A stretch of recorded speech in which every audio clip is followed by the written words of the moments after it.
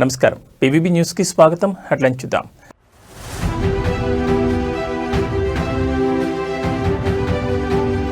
ప్రారంభమైన AP cabinet సమావేశం, పలు కీలక అంశాలపై చర్చ.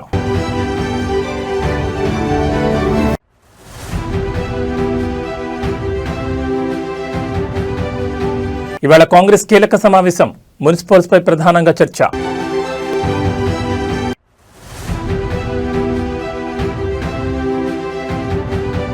మూడు రోజుల పాటు కాకినాడలో డిప్యూటీ సీఎం పర్యటన, పలు అభివృద్ధి కార్యక్రమాలకు శంకుస్థాపన చేయనున్న పవన్.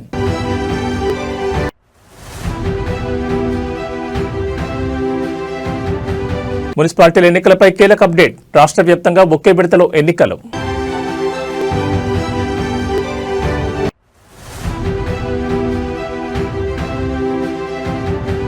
భారత్పై 500% టారిఫ్లు, కీలక బిల్లుకు ట్రంప్ గ్రీన్ సిగ్నల్.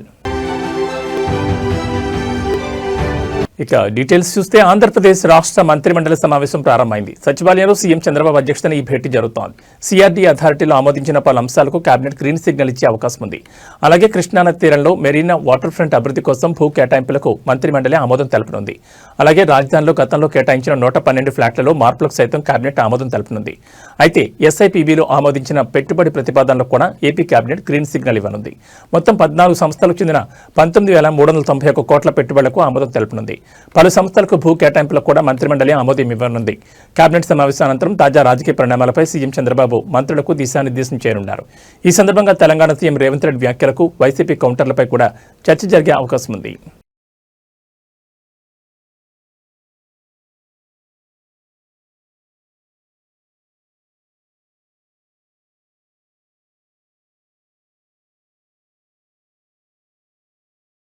రాష్ట్రంలో త్వరలో జరగబోయే మున్సిపల్ ఎన్నికల్లో విజయం సాధించడమే లక్ష్యంగా కాంగ్రెస్ పార్టీ కీలక సమావేశాలు నిర్వహిస్తోంది.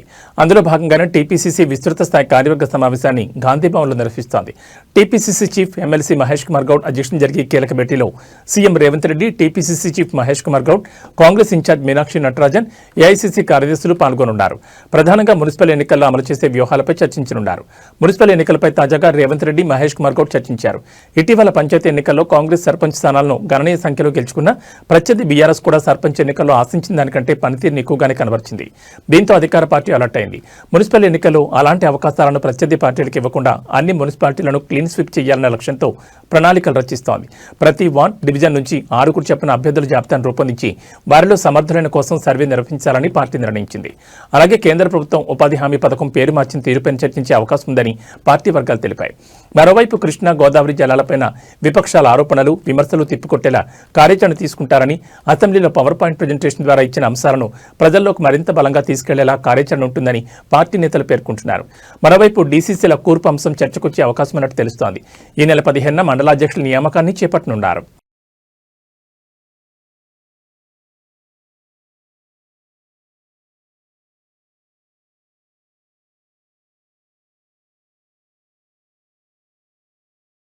కాకినాడ జిల్లాలో డిప్యూటీ సీఎం పవన్ కళ్యాణ్ పర్యటనకు రంగం సిద్ధమైంది. ఈ రోజు నుంచి 3 రోజుల పాటు ఆయన జిల్లా వ్యాప్తంగా పర్యటించబోతున్నారు. ఈ టూర్లో భాగంగా ప్రజా సమస్యల పరిశీలనతో పాటు పలు అభివృద్ధి కార్యక్రమాలు, శంకుస్థాపనలో పాల్గొంటారు. ఇక రేపు పిఠాపురంలో జరగనున్న సంక్రాంతి సంబరాల్లో డిప్యూటీ సీఎం పాల్గొని స్థానిక ప్రజలతో కలిసి పండుగ చేసుకోనున్నారు. ఆ తర్వాత నియోజకవర్గంలో చేపడుతున్న పలు అభివృద్ధి కార్యక్రమాలను ప్రారంభించనున్నారు. ముఖ్యంగా పిఠాపురం ముంపు ప్రాంతాలను క్షేత్రస్థాయిలో పరిశీలించి బాధితుల సమస్యలను నేరుగా పవన్ కళ్యాణ్ తెలుసుకోనున్నారు. అయితే ఈ నెల 10న జిల్లా పోలీసు అధికారులతో పవన్ కళ్యాణ్ ప్రత్యేక రివ్యూ మీటింగ్ నిర్వహించనున్నారు. శాంతి భద్రతలు, పండుగ సీజన్లో తీసుకోవాల్సిన జాగ్రత్తలు, పోలీస్ వ్యవస్థ పనితీరుపై సమీక్షించనున్నారు. అదే రోజు రంగారావు మెడికల్ కాలేజీలో పలు కీలక శంకుస్థాపనలు చేయనున్నారు. ఈ కార్యక్రమంలో డిప్యూటీ సీఎం పవన్ కళ్యాణ్ వెంట మంత్రులు ఆనం రామనారాయణ రెడ్డి, నారాయణ, కందుల దుర్గేష్ పాల్గొంటారు. జిల్లా అభివృద్ధిపై తీసుకుంటున్న నిర్ణయాలు, అమలు చేస్తున్న ప్రాజెక్టుల పురోగతిపై మంత్రులతో కలిసి చర్చించనున్నారు. కాగా డిప్యూటీ సీఎం పర్యటన నేపథ్యంలో జిల్లాలో ఏర్పాట్లు చురుగ్గా కొనసాగుతున్నాయి.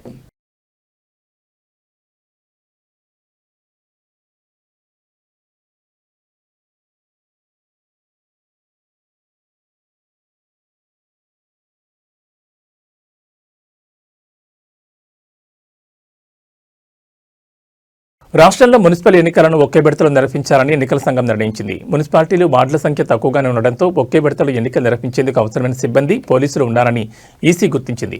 ఒకే విడతలో ఎన్నికల నిర్వహణకు అన్ని ఏర్పాట్లు చేయాలని జిల్లా యంత్రాంగానికి సూచించినట్లు సమాచారం. ఒకే విడతలో ఎన్నికలు నిర్వహిస్తే ఎలాంటి సమస్యలు ఉండవని జిల్లా యంత్రాంగం సైతం ఓకే చెప్పినట్టు తెలుస్తోంది. ఒకరోజు ఎన్నికలు, మర్నాడు ఓట్ల లెక్కింపు చేయనున్నారు. ఈ క్రమంలోనే ప్రతి పోలింగ్ స్టేషన్లో వెబ్ కాస్టింగ్ నిర్వహించాలని ఈసీ యోచిస్తోంది. రాష్ట్రంలోని పోలింగ్ కేంద్రాలపై ఇంకా స్పష్టత రాలేదు. ప్రస్తుతం 116 మున్సిపాలిటీలు, 7 కార్పొరేషన్లకు ఒకేసారి బ్యాలెట్ విధానంలో ఎన్నికలు నిర్వహించనున్నారు. ఇప్పటికే నిర్ణయం తీసుకున్నారు. జిల్లాలో అధికారులు బ్యాలెట్ బాక్సులను సిద్ధం చేయగా జిల్లాలో మున్సిపాలిటీలు, వార్డుల సంఖ్యకు అనుగుణంగా బ్యాలెట్ బాక్సులను అందుబాటులో ఉంచారు. పోలింగ్ స్టేషన్ల సంఖ్యకు అనుగుణంగా బ్యాలెట్ బాక్సులను అధికారులు సిద్ధం చేస్తున్నారు. పార్టీల పరంగా ఎన్నికలు కావడంతో పార్టీల గుర్తులను బ్యాలెట్ పేపర్పై ముందుగా ముద్రిస్తారు. ఆ తర్వాత ఇండిపెండెంట్ అభ్యర్థుల పేర్లను పొందుపరుస్తారు. నోటా గుర్తు సైతం ఈసారి బ్యాలెట్ పేపర్ మీద ముద్రించనున్నారు. ప్రతి జిల్లాలో తక్కువ సంఖ్యలో మున్సిపాలిటీలు ఉన్నందున తక్కువ సంఖ్యలోనే పోలీస్ సిబ్బంది అవసరమవుతారని అంచనాకు వచ్చిన జిల్లా యంత్రాంగం ఒకే దశలో ఎన్నికలు నిర్వహించేందుకు గ్రీన్ సిగ్నల్ ఇచ్చింది. మున్సిపాలిటీ ఎన్నికల నిర్వహణకు వార్డుల వారీగా తుది ఓటర్ల జాబితాను పకడ్బందీగా రూపొందించాలని రాష్ట్ర ఎన్నికల కమిషనర్ రాణి కుముదిని జిల్లా కలెక్టర్లు, మున్సిపల్ కమిషనర్లను ఆదేశించారు. హైదరాబాద్ నుంచి రాణి కుముదిని జిల్లాల కలెక్టర్లు, మున్సిపల్ అధికారులతో ఎన్నికల ఏర్పాట్లపై సమీక్షించారు. మున్సిపాలిటీలు, కార్పొరేషన్లకు సాధారణ ఎన్నికల నిర్వహణ, ఓటర్ల జాబితా తయారీ, ప్రచురణ, ఇతర సంబంధిత అంశాలపై దిశానిర్దేశం చేశారు. ఈ సందర్భంగా ఎన్నికల కమిషనర్ మాట్లాడుతూ తెలంగాణ మున్సిపాలిటీ చట్టంలో సవరించిన సెక్షన్ 195A ప్రకారం జనవరి 12న వార్డుల వారీగా ఓటర్ల తుది జాబితాను ప్రచురించాలని, 13న పోలింగ్ స్టేషన్ల వివరాలు, ముసాయిదా జాబితాను టీ-పోల్లో అప్లోడ్ చేయాలని, 16న ఫోటోతో కూడిన తుది ఓటర్ల జాబితాను పోలింగ్ స్టేషన్ల వారీగా ప్రచురించాలని అధికారులను ఆదేశించారు.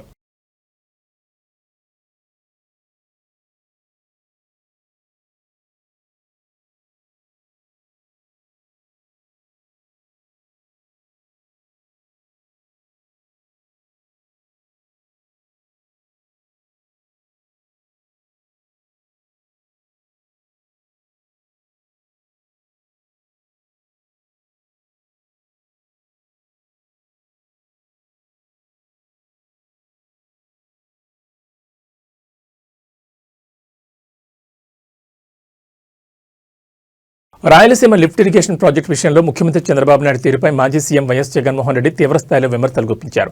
రాయలసీమ ప్రజల ప్రయోజనాలను చంద్రబాబు తెలంగాణకు తాకట్టు పెట్టారని ఆయన ఆరోపించారు. తెలంగాణ అసెంబ్లీలో రేవంత్ రెడ్డి చేసిన వ్యాఖ్యలను ప్రస్తావిస్తూ జగన్ కీలక వ్యాఖ్యలు చేశారు. తాను అడిగినందుకే చంద్రబాబు రాయలసీమ ప్రాజెక్టును ఆపేశారని తెలంగాణ సీఎం స్వయంగా అసెంబ్లీ సాక్షిగా చెప్పారు.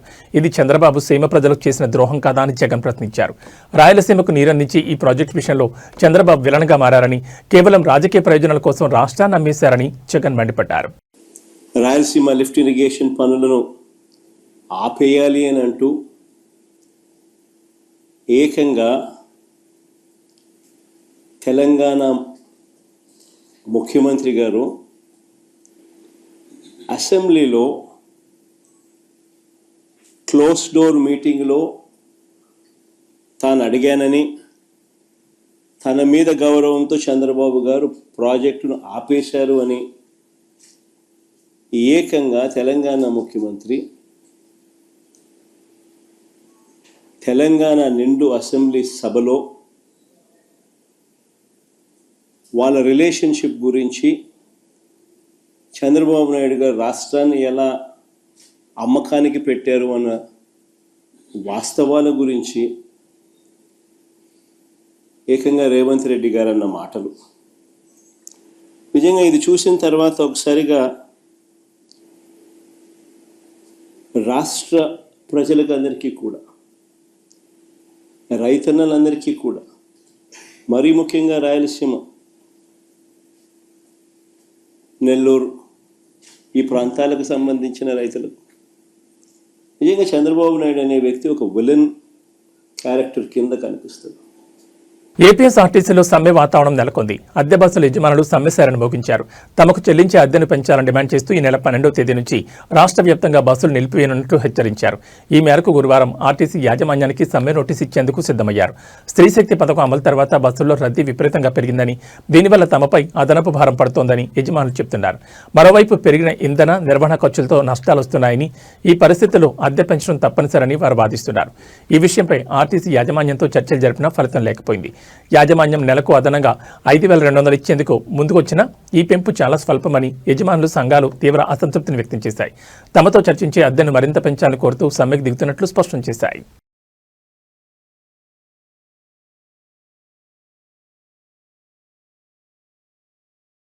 మున్సిపల్ ఎన్నికలు దగ్గర పడుతున్న వేళ అధికార కాంగ్రెస్ పార్టీలో కీలక పరిణామాలు చోటు చేసుకుంటున్నాయి. గత కొంతకాలంగా పాలకుర్తి నియోజకవర్గ కాంగ్రెస్ పార్టీలో కొనసాగుతున్న అంతర్గత విభేదాలు తాజాగా రచ్చకెక్కాయి. స్థానిక సంస్థల ఎన్నికల ఫలితాల నేపథ్యంలో పాలకుర్తి నేతల పంచాయతీ కాంగ్రెస్ జాతీయ నాయకురాలు మీనాక్షి నటరాజన్ వద్దకు చేరింది. హైదరాబాద్లోని ఎమ్మెల్యే క్వార్టర్స్లో పాలకుర్తి నియోజకవర్గానికి చెందిన కాంగ్రెస్ అసంతృప్తి నేతలు ఆమెతో ప్రత్యేకంగా సమావేశమయ్యారు. ఈ భేటీలో Thorrur market chairman Tirupati Reddy, PSC chairman Kakirala Hariprasad, senior నేత కిషోర్ రెడ్డి తదితరులు పాల్గొన్నారు. నియోజకవర్గంలో ఎమ్మెల్యే యశస్వి రెడ్డి, ఆమె అత్త ఝాన్సీ రెడ్డిల పనితీరుపై అసమ్మతి నేతలు మీనాక్షి నటరాజన్కు ఫిర్యాదు చేసినట్టు తెలుస్తోంది. ఇటీవల జరిగిన స్థానిక సంస్థల ఎన్నికల్లో ఎమ్మెల్యే యశస్వి రెడ్డి, ఝాన్సీ రెడ్డిలు మేజర్ గ్రామ పంచాయతీలను గెలిపించుకోవడంలో విఫలమయ్యారని వారు పేర్కొన్నారు. కాగా తాము మాత్రం తమ సొంత బలంతో 10 మేజర్ గ్రామ పంచాయతీలను కైవసం చేసుకున్నామని, పార్టీ పటిష్టత కృషి చేస్తున్నా తమకు పార్టీలో సరైన గుర్తింపు దక్కడం లేదని అసమ్మతి నేతలు మీనాక్షి నటరాజన్కు ఆవేదన వ్యక్తం చేశారు.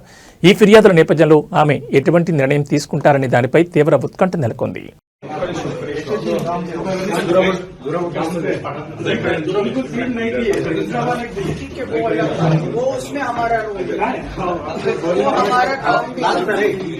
सरपंच इलेक्शन में क्या करते हैं वो तो लोकल आप लोग तय करो.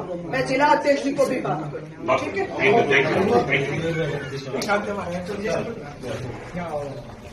ठीक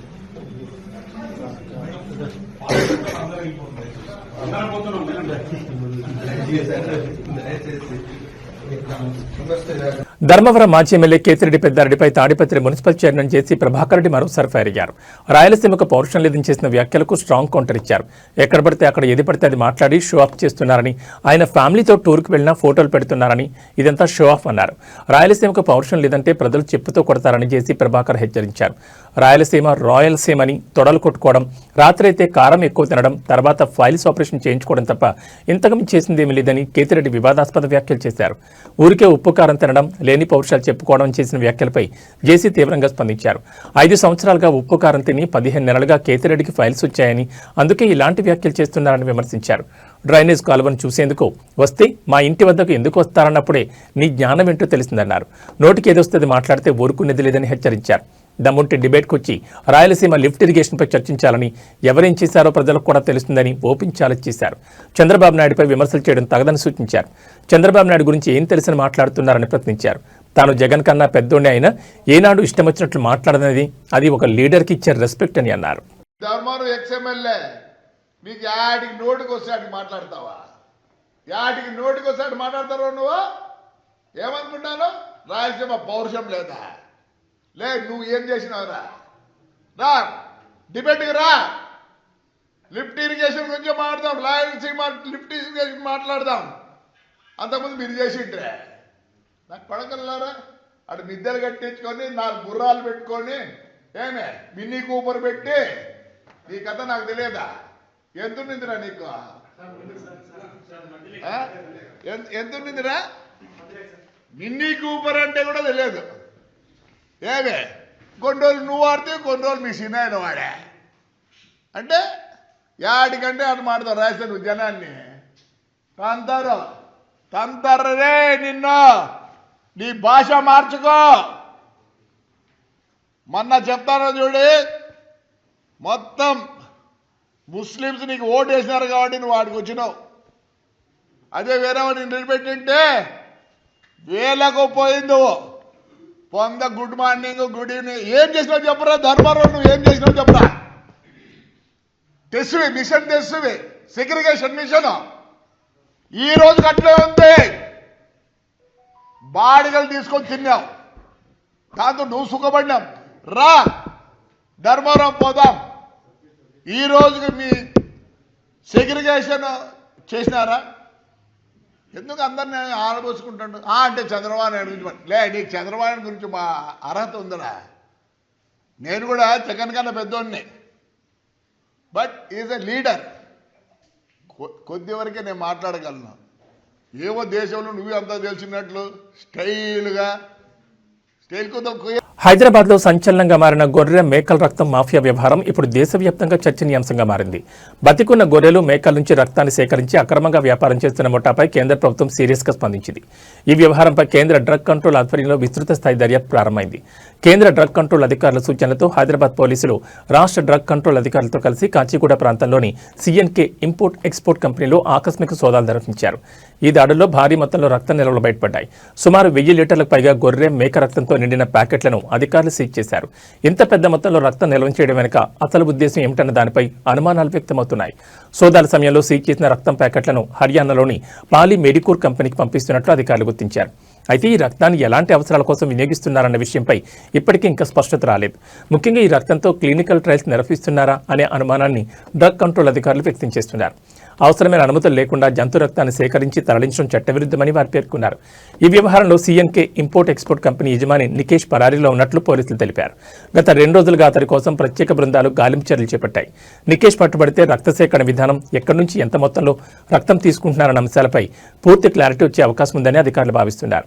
ప్రాథమిక విచారణలో కేసర ప్రాంతంలోని నిర్మానుష ప్రదేశాల్లో బతికున్న గొర్రెలు మేకల నుంచి రక్తాన్ని సేకరిస్తున్నట్లు సమాచారం లభించింది. ఈ ఘటనపై కేంద్ర డ్రగ్ కంట్రోల్, రాష్ట్ర డ్రగ్ కంట్రోల్ అధికారులు కలిసి సమగ్ర విచారణ చేపట్టారు. అక్రమ రక్త వ్యాపారం వెనుక ఉన్న నెట్వర్క్ ను పూర్తిగా బయటకు తీసి బాధ్యులపై కఠిన చర్యలు తీసుకుంటామని అధికారులు స్పష్టం చేశారు. నికేష్ దొరికితే రక్త సేకరణపై క్లారిటీ వచ్చే అవకాశం ఉంటుందని అధికారులు పేర్కొన్నారు.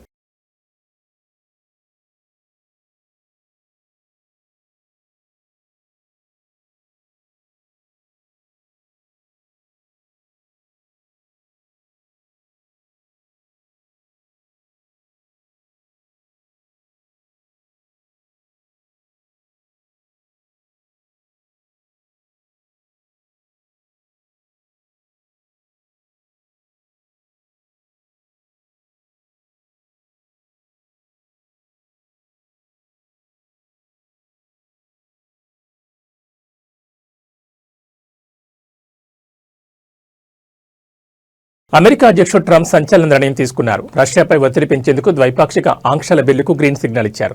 రష్యా నుంచి చమురు కొనుగోలు చేస్తున్న భారత్, చైనాపై ఏకంగా 5% సుంకాలు పెంచేందుకు సుముఖత వ్యక్తం చేశారు. ఈ విషయంపై రిపబ్లికన్ సెనేటర్ లిన్సే గ్రాహం ఎక్స్లో చేసిన పోస్ట్ ఆందోళన కలిగిస్తోంది. ట్రంప్తో సమావేశమై పలు అంశాలపై తాను చర్చలు జరిపినట్లు పేర్కొన్నారు. రష్యాపై ఆంక్షలు విధించే బిల్లుకు ట్రంప్ గ్రీన్ సిగ్నల్ ఇచ్చారని తెలిపారు. దీనికి సంబంధించిన బిల్లుపై వచ్చే వారం ఓటింగ్ జరగనున్నట్టు చెప్పారు. రష్యా చమురు కొనుగోలు చేసి నిధులు సమకూర్చుకుంటున్న భారత్, చైనా ప్రజల దేశాలను ఇక నుంచి కొనుగోలు చేయకుండా ఈ బిల్లు అడ్డుకుంటుందని వెల్లడించారు. రష్యాపై ఉన్న ఆంక్షలు ఉల్లంఘించే ఆయా దేశాలపై 500% టారిఫ్ విధించే ఛాన్స్ ఉంటుందని పేర్కొన్నారు. పుతిన్ యుద్ధం ఆపడానికి రెడీ అంటూనే అమాయకులను చంపుతున్నారంటూ ఆగ్రహం వ్యక్తం చేశారు. రష్యా నుంచి చమురు కొనుగోలు విషయంలో చైనా మొదటి స్థానంలో ఉంది, భారత్ 2వ స్థానంలో ఉంది. ఈ చమురు కొనుగోళ్లపై ట్రంప్ ఎప్పటి నుంచో కోపంతో ఉన్నారు. ఈ కారణంతోనే గత ఏడాది భారత్పై సుంకాలను 50% పెంచారు. ఇదిలా ఉండగా వాణిజ్య ఒప్పందానికి సంబంధించి భారత్, అమెరికా మధ్య చర్చలు జరుగుతున్నాయి. ఈ క్రమంలోనే ట్రంప్ 500% టారిఫ్లు పెంచే బిల్లుకు ఆమోదం తెలపడం ప్రాధాన్యం సంతరించుకుంది. Well, we keep it, I guess. Where does it go? What does it go to? Well, you have to follow the tanker. You know, you're a good newsman. Just follow the tanker. Do you know where it's going? Was it Follow going it. to Get a helicopter and follow the tanker. Is it true it's going to But we're gonna. I assume we're gonna keep the oil. Hyderabad Nagar శివారు ప్రాంతంలో మరో ఘోర road ప్రమాదం చోటు చేసుకుని 4 యువకులు ప్రాణాలు కోల్పోయారు. ఈ షాకింగ్ సంఘటన మోకిలా పరిధిలోని మీర్జాగూడ వద్ద చోటు చేసుకుంది. మీర్జాగూడ గేట్ వద్ద అర్ధరాత్రి దాటాక శంకరపల్లి మండలం దొంతానపల్లిలోని ఐసీఎఫ్ఐ కళాశాలలో బీబీఏ తృతీయ సంవత్సరం చదువుతున్న విద్యార్థులు మోకిలా నుంచి హైదరాబాద్ వైపు వస్తుండగా ఈ దుర్ఘటన జరిగింది. వేగంగా వెళ్తున్న వారి కారు అదుపు తప్పి రోడ్డు పక్కనే ఉన్న చెట్టును బలంగా ఢీకొట్టింది. ఈ ప్రమాద తీవ్రతకు కారు నుజ్జునుచ్చైంది. దీంతో కారులో ఉన్న 5 విద్యార్థుల్లో 4 ప్రాణాలు కోల్పోయారు. మృతులను సూర్యతేజ, సుమిత్, శ్రీ నిఖిల్, రోహిత్గా గుర్తించారు. కారులో ఉన్న మరో విద్యార్థిని నక్షత్ర తీవ్రంగా గాయపడడంతో ఆమెను చికిత్స నిమిత్తం స్థానిక ఆసుపత్రికి తరలించారు. సమాచారం అందుకున్న మోకిలా పోలీసులు సంఘటనా స్థలానికి చేరుకుని సహాయక చర్యలు చేపట్టారు. మృతదేహాలను పోస్టుమార్టం నిమిత్తం తరలించి కేసు నమోదు చేసి దర్యాప్తు చేస్తున్నారు. చేతికొచ్చిన పిల్లలు ఇలా అర్ధాంతరంగా మృతి చెందడంతో వారి కుటుంబాల్లో, కళాశాలలో తీవ్ర విషాదం అలముకుంది.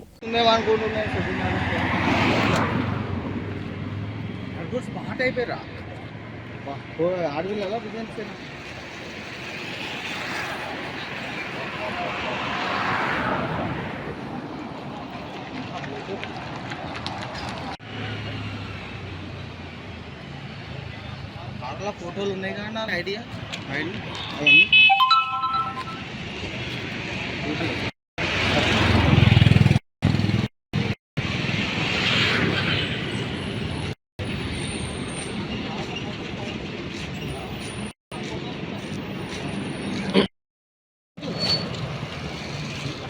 రోజు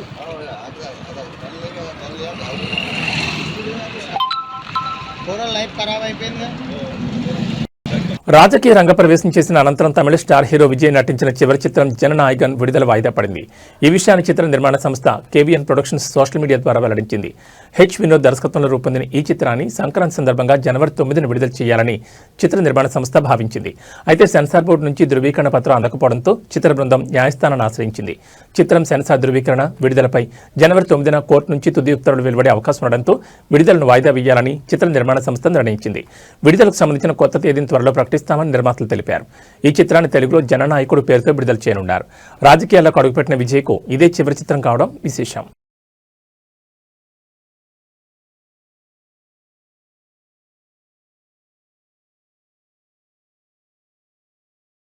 ఇవి ఈ బులెటిన్ విశేషాలు. మరో బులెటిన్లో మళ్ళీ కలుసుకుందాం. నమస్కారం.